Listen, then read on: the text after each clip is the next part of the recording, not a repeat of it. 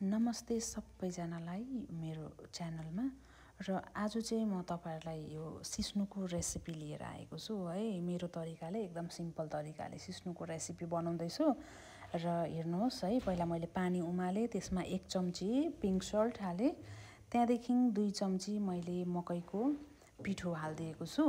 अब यसलाई एकछिन मजाले उम्लिनु दिएको थिएँ।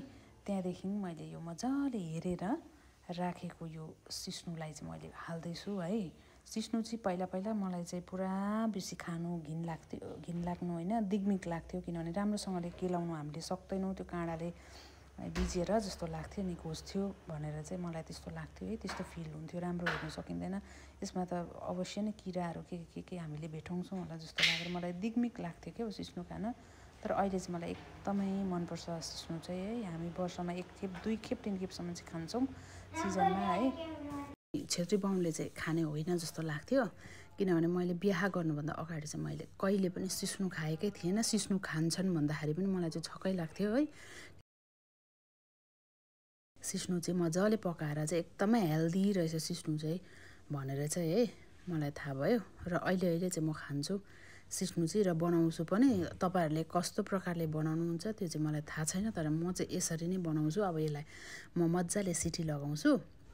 एकछिन उम्लेपछि 2-3 सिटी 4 सिटी जस्तो लगाएपछि फेरि यसलाई मजाले पकाउँछु र सिम्पल तरिकाले म अरु केही पनि हाल्दिन सिस्नुमा चाहिँ। मेरो पकाइ नै यस्तै हो। यसरी नै म पुरा मिठो लाग्छ है। अरु के हाल्नु पर्छ है, मैले कति कुरा छुटाएँ होला जस्तो लाग्यो मलाई। छुटाएँ कि छुटाइन त्यो पनि भनिदिनुस् तपाईहरुले है, के हाल्दा अझै राम्रो हुन्छ भनेर। ल यहाँनेरि पाकिसक्यो है सिस्नु। अब चाहिँ यसलाई मजाले फिर्छु पहिला र फेरि पनि मैले मकैको चामल 2 चम्चा पिठो, चामल हैन पिठो चाहिँ मैले हालेर मजाले घुमाउँदै छु। अब यसमा म हाल्ने छु सिल्टिमोर, अन्त जिरा, सिल्टिमोर र सुखा खोर्सानी। त्यहाँदेखि अलिकति नुन अघि नै राखेको छ, तर अलिकति फेरि नुन पनि थप्छु। अनि त्यहाँदेखि के हाल्नुपर्छ अरु त्यति नै हाल्छु र म 1 चम्ची घिउ हाल्छु भरे। त्यति नै हो मेरो सिस्नुमा हाल्ने चाहिँ रेसिपी। म अरु थोक चाहिँ म केही पनि हाल्दिन है। आफ्नो पकाउने तरिका हो, कसैले के हालेर मन लाग्छ, कसैलाई के हालेर है। म चाहिँ एकदमै सिम्पल तरिकाले पकाउने गरेको छु। यसमा तेल सेल पनि केही पनि हाल्ने गरेको छैन। र हेर्नुस् त मेरो यो सिस्नु पकाइ चाहिँ तपाईहरुलाई कस्तो लाग्यो अनि भन्नुस्। अब यसरी मजाले उमालेर चाहिँ मजाले यो डाडुले अझै मजाले चलाउनु पर्ने हुन्छ अनि मजाले पाक्छ है। त्यहाँदेखि चाहिँ सिस्नु रेडी हुन्छ।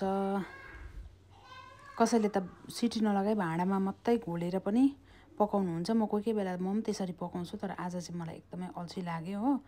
मैले सिटी नै लगाइदिए 2-3 सिटी। अनि मलाई बेसी बाक्लो पनि मन लाग्दैन। मलाई अलिक पातलै मजा लाग्छ हो। एकछिन जाम्दा त यो पनि बाक्लो हुन्छ। र हेर्नुस् त मेरो सिस्नु चाहिँ यतिको भएर यतिको बाक्लो भएको छ। मलाई यतिकै चाहिँ मन लाग्छ र एकदमै मिठो पनि भएको थियो।